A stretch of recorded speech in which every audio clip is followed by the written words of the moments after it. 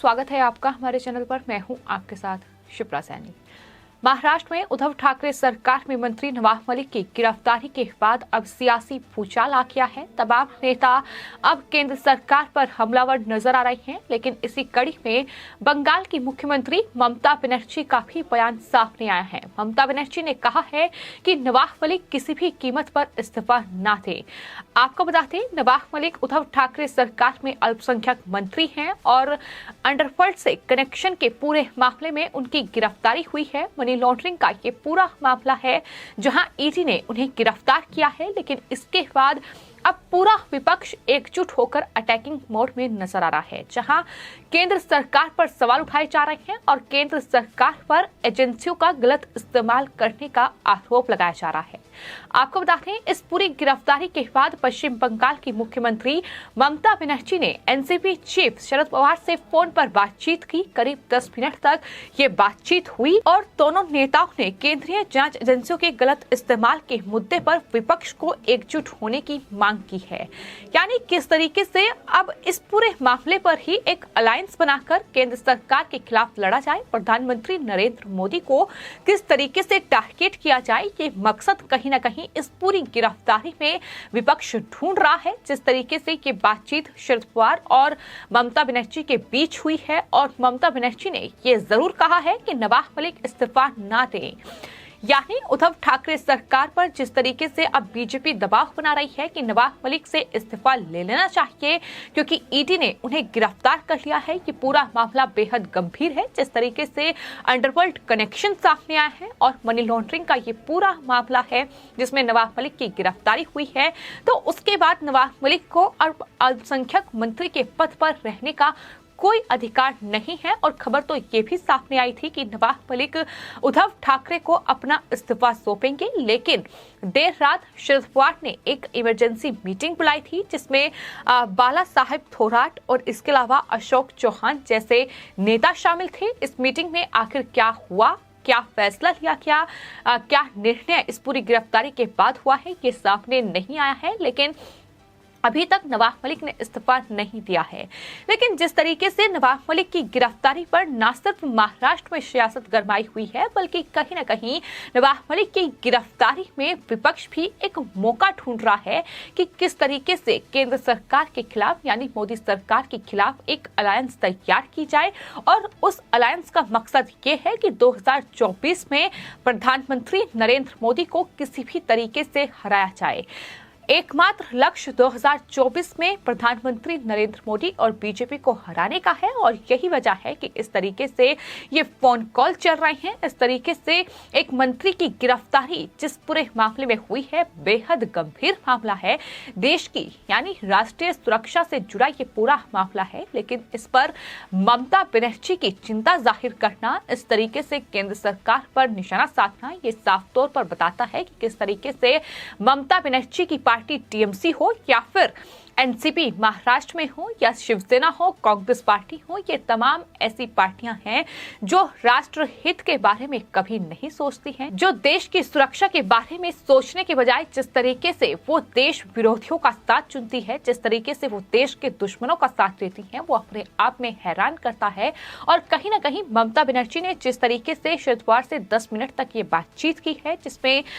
ये साफ तौर पर उनकी तरफ से कहा गया है कि बीजेपी केंद्रीय जांच एजेंसियों का गलत इस्तेमाल कर रही है, नवाब मलिक मंत्री पद से इस्तीफा ना दे। ममता बनर्जी ने शरद पवार को ये भरोसा भी जताया है कि वो इस पूरे मामले पर, इस पूरे मुद्दे पर उनके साथ है। आपको बता दें, इस पूरे मामले पर न सिर्फ पश्चिम बंगाल की मुख्यमंत्री ममता बनर्जी ने एनसीपी चीफ शरद पवार से फोन पर बातचीत की है, बल्कि नवाब मलिक की गिरफ्तारी के तुरंत बाद समाजवादी पार्टी के जो राष्ट्रीय अध्यक्ष हैं अखिलेश यादव, उनका बयान भी सामने आया था। अखिलेश यादव ने बीजेपी पर हमला बोलते हुए कहा था कि इस तरह ही जांच एजेंसियों को सामने लाकर लोगों को अपमानित किया जा रहा है, झूठों मुकदमे में फंसाया जा रहा है, झूठे मुकदमे लगाकर जेल भेजा जा रहा है। ये तमाम बड़े आरोप जो है वो अखिलेश यादव की ओर से लगाए गए थे। लेकिन फिलहाल महाराष्ट्र में इस पूरे मामले को लेकर सियासत गरमाई हुई है, जहां महाविकास आघाड़ी सरकार और बीजेपी आमने सामने हैं, क्योंकि जिस तरीके से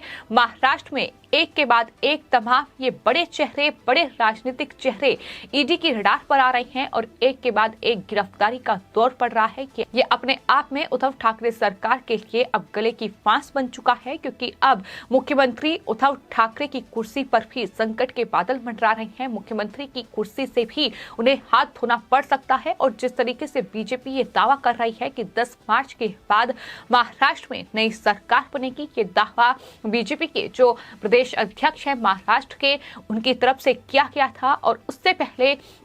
इस तरीके से नवाब मलिक की गिरफ्तारी, नवाब मलिक जो कि एक जाना माना चेहरा है और ड्रग मामले सामने आने के बाद वो काफी एक्टिव ट्विटर पर नजर आए थे, जहां ट्विटर पर भी हमने बीजेपी और एनसीपी नेता नवाब मलिक के बीच देखा था कि किस तरीके से तमाम अलग अलग मुद्दों को लेकर नवाब मलिक बीजेपी और समीर वानखेड़े जैसे अधिकारी को टारगेट कर रहे थे। लेकिन अब जब उनका दाऊद कनेक्शन सामने आया है तो कहीं ना कहीं नवाब मलिक की मुश्किलें बढ़ चुकी हैं। अब वो 3 मार्च तक ईडी की कस्टडी में रहेंगे और कहीं ना कहीं बेहद मुश्किलें नवाब मलिक और उनके परिवार के लिए पड़ चुकी हैं। लेकिन वहीं विपक्षी दल, खासतौर पर टीएमसी, जिस तरीके से इस पूरी कार्रवाई में भी एक मौका तलाश रही है और ये कह रही है कि केंद्रीय एजेंसियों के गलत इस्तेमाल के इस मुद्दे पर विपक्ष को एकजुट होना चाहिए। फिलहाल ममता बनर्जी की कोशिश ये है कि 2024 में खुद को एक प्रधानमंत्री का चेहरा जो है वो पेश किया जाए, लेकिन वहीं कांग्रेस ने कहीं ना कहीं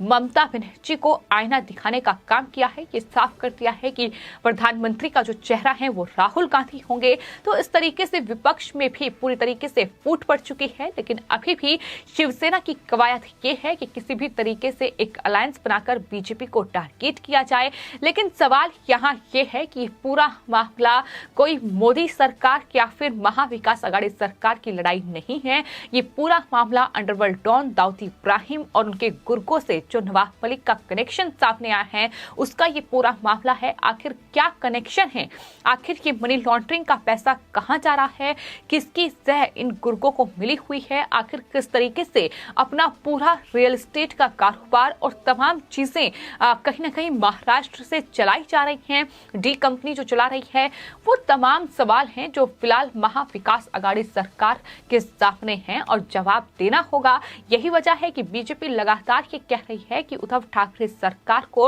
अपने एक एक घोटालेबाज का हिसाब किताब देना होगा। यानी तमाम नेता और मंत्री ऐसे हैं, लंबी चौड़ी लिस्ट है नेताओं की जो फिलहाल ईडी के रडार पर हैं, जो आयकर विभाग के रडार पर हैं, जो सीबीआई के रडार पर हैं। ये तमाम केंद्रीय जांच एजेंसियां हैं जो फिलहाल महाराष्ट्र में लगातार जो है जांच कर रही है और उसमें एक के बाद एक इन तमाम नेताओं की गिरफ्तारी हो रही है। इससे पहले 100 करोड़ रुपए की वसूली मामले में अनिल देशमुख जो कि एनसीपी के नेता हैं, उन्हें गिरफ्तार किया गया था, जो फिलहाल जेल में बंद हैं और उन्होंने किस तरीके से महाराष्ट्र में जो मंत्री पद का दुरुपयोग किया इसकी बात की वहां के पुलिस कमिश्नर और वहां के जो क्राइम यूनिट के अधिकारी रहे हैं सचिन वाचे, उन्होंने साफ तौर पर बयान की है। इसके अलावा आपको बता दें नवाब मलिक की अगर बात की जाए तो नवाब मलिक के दाऊद के गुर्गे शाह अली खान और सलीम पटेल जो दाऊद के गुर्गे हैं उनके कनेक्शन सामने आए हैं। पूरा बेहद गंभीर मामला जिस पर फिलहाल नवाब मलिक जो है ईडी की रडार पर हैं, ईडी की गिरफ्त में हैं और आने वाले वक्त में और कितना बड़ा शिकंजा उद्धव ठाकरे सरकार पर ईडी की ओर से कसा जाएगा ये देखना होगा। लेकिन कहीं ना कहीं जिस तरीके से ममता बनर्जी अभी भी इस कोशिश में जुटी हुई है कि इस पूरे कहीं ना कहीं मामले में एक मौका तलाशा जाए केंद्र के खिलाफ एक हवा बनाने का, वो अभी भी ममता बनर्जी की ओर से जारी है और यही वजह है कि इस तरीके की बयानबाजी जो है वो विपक्ष की ओर से सामने आ रही है। फिलहाल आपकी इस पूरे मामले पर क्या राय है हमें कमेंट बॉक्स में जरूर लिखें और चैनल को सब्सक्राइब करें। धन्यवाद।